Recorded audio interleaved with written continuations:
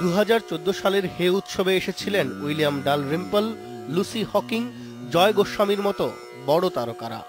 দেশের সাহিত্যিকরা তো ছিলেনই। জাতির মননের প্রতীক বাংলা একাডেমিকে ভেন্যু করা সহ অনেকগুলি ইস্যুতে হে উৎসবের সমালোচনা করেছিলেন দেশের অনেক নামী লেখকও। নাম পরিবর্তন করে এবার থেকে উৎসবটি হবে ঢাকা লিটারারি ফেস্টিভ্যাল নামে। তবে নাম বদলালেও আয়োজক বদলাচ্ছে না।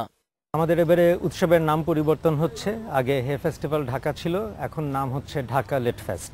যতক্ষণ আমরা এটাকে হে ফেস্টিভ্যাল ঢাকা বলছি, ততক্ষণ কিন্তু হে নামে যে একটা জায়গা আছে, উৎসব আছে, সেটাকে ঢাকার কাছে পরিচিত করা হচ্ছে। ঢাকা একটু হলেও চাপা পড়ে যাচ্ছে।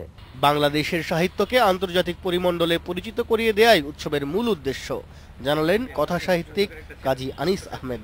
আন্তর্জাতিক শিল্প সাহিত্য অঙ্গনের সাথে একটা সংযোগ দরকার, এবং এইবার থেকে কিন্তু আমরা অনুবাদে আরো জোর দিচ্ছি, যাতে করে আমাদের বাংলা সাহিত্যে যে এত দিকপাল আছেন, এমনকি তরুণ লেখক আছেন যাদের লেখা খুবই চৌকস, কিন্তু এতদিন বিশ্বের কেউ খোঁজ করেনি, এই ধরনের আয়োজনের মধ্যে দিয়ে কিছু সংযোগ স্থাপন হয়, যেটার মধ্যে দিয়ে ওই আদান প্রদানটা নিবিড় হয় এবং নিয়মিত হয়। আগের সব আয়োজনেই সাথে ছিলেন কবি সাদাফ সাদ Siddiqui.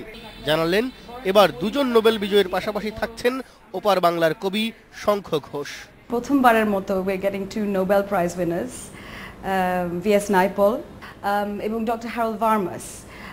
He actually has done groundbreaking work on cancer. তো উনিও আসবেন। আয়োজকরা বিশ্বের 60 জনের মতো বিখ্যাত লেখক ও বক্তাকে আমন্ত্রণ জানিয়েছেন। অংশ নেবেন দেশের গুরুত্বপূর্ণ সাহিত্যিকরাও। আসলে there's something for everybody, মানে হিস্ট্রি থেকে নিয়ে ফিলসফি, স্পিরিচুয়ালিটি থেকে চিলড্রেন সেশনস, এবার সায়েন্স ফিকশন আমরা একটা স্পেশাল থিম হিসাবে রাখছি, জাস্ট সিম্পল স্টোরি টেলিং সেটাও আছে। উৎসবে অংশ নিতে আগ্রহীদের অনলাইনে রেজিস্ট্রেশন করতে হবে। ওয়েবসাইটে পাওয়া যাবে অংশগ্রহণকারী লেখকদের পূর্ণাঙ্গ তালিকা এবং অনুষ্ঠান সূচি। 2015, we hope to continue our celebration of all different types of literature. Shimul Salahuddin, independent news, Dhaka.